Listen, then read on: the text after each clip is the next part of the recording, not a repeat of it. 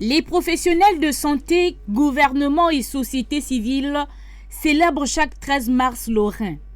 L'événement qui passait sous silence au Gabon vient de faire l'objet d'une rencontre scientifique riche en enseignements. L'initiative de SMEDI, Service médical international de Tunisie, a permis à ces professionnels de santé et experts d'explorer toutes les problématiques liées aux affections rénales.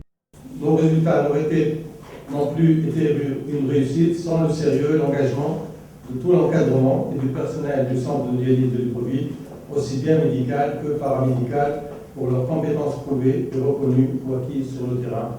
Et j'en vois quelques-uns toujours aussi efficaces et toujours aussi discrets. Présentation de la journée, prévention de la maladie rénale chronique au Gabon, situation de la dialyse sur le plan national et témoignage d'un insuffisant rénal.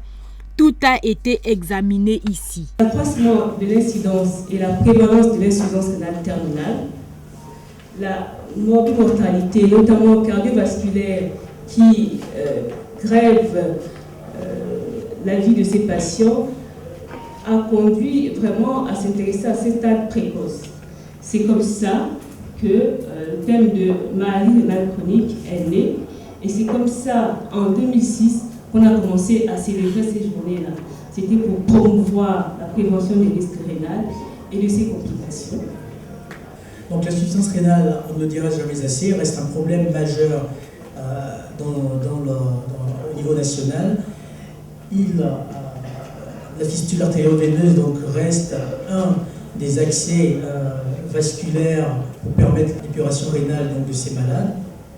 Et c'est également un des accès vasculaires de choix à côté du cathéter central.